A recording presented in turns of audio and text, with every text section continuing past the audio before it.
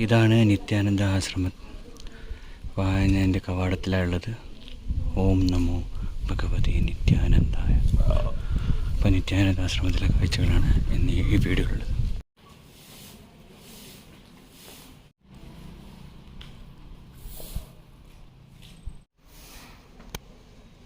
വളരെ പ്രശസ്തമായ ഒരു ആശ്രമമാണ് നിത്യാനന്ദ ആശ്രമം.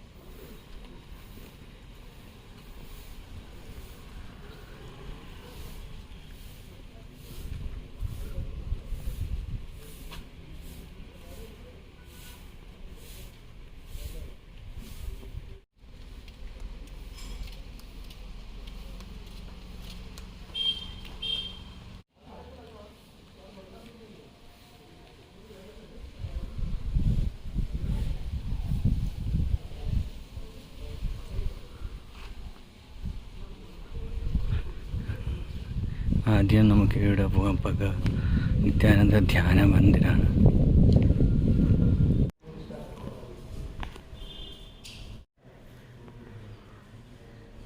ഇത് നിത്യാനന്ദ ഗുഹയാണ്.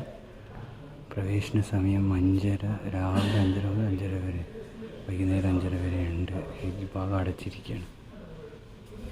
ഇവിടെയാണ് സ്വാമി നിത്യാനന്ദ തപസ് ചെയ്തത്.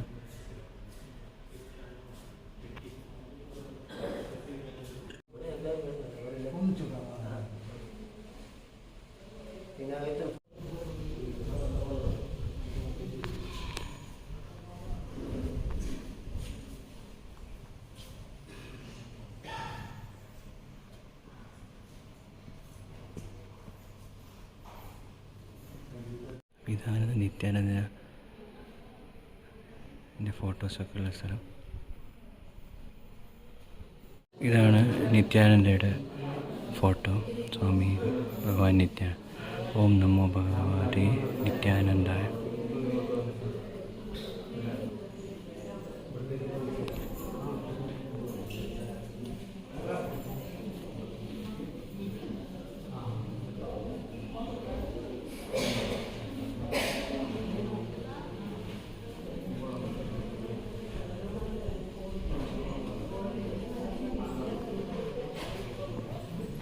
ഇവിടെ ഒരു നിത്യാനന്ദ ഗുഹയുണ്ട്.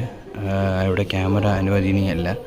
അതൊരു ഭയങ്കര സംഭവം തന്നെ. കാരണം അതിനുള്ളിൽ നമ്മുടെ ശരീരത്തിലുള്ള നാഡികളില്ലേ, സുഷുപ്ന നാഡി അല്ലെങ്കിൽ നമ്മുടെ മൂലാധാര, അങ്ങനത്തെ സ്വാദിഷ്ട ആ ഒരു സ്ട്രക്ചർ അനുസരിച്ച് ഗുഹയുണ്ട്. ആ ഗുഹേൻ്റെ ഉള്ളിൽ ഗുഹ കഴിഞ്ഞ് ഇനി നമ്മൾ ഈ ഗുഹേൻ്റെ മുകളിലാണ് ഈ അമ്പലം സ്ഥിതി ചെയ്യുന്നത്, നിത്യാനന്ദ ആശ്രമം. അപ്പോൾ ആ അമ്പലം കാണാനാണ് പോകണം. അതിൻ്റെ മുകളിലേക്ക് ഇങ്ങനെ കയറി പോകണം.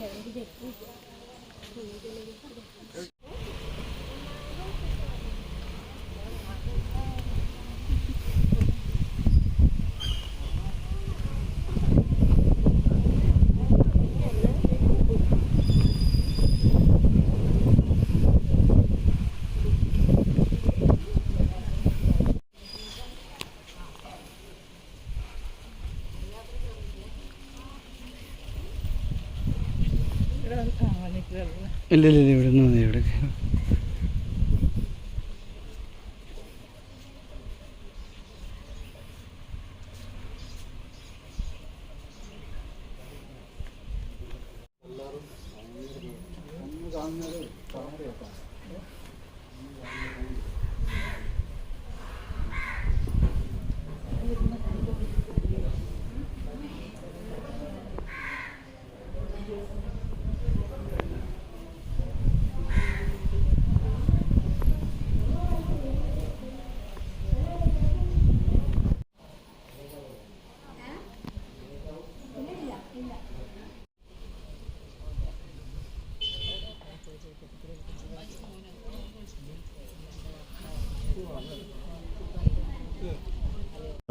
സ്പേസ് ടൂറായിട്ട് ബന്ധപ്പെട്ടിട്ട് നമ്മുടെ 16ാമത്തെ യാത്രയാണ്.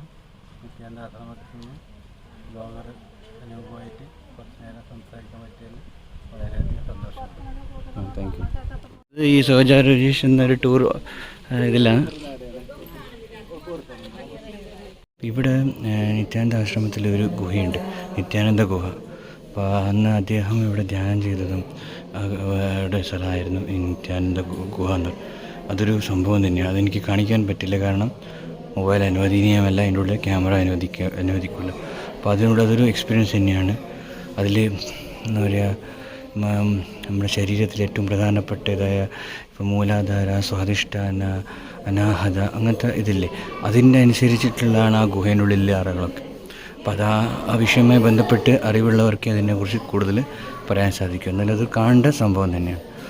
അതാണ് നിത്യാനന്ദ ആശ്രമത്തിൻ്റെ പ്രധാനപ്പെട്ട. ഇനി വേറെ എന്തെങ്കിലും ഉണ്ടെങ്കിൽ പറയാനോ.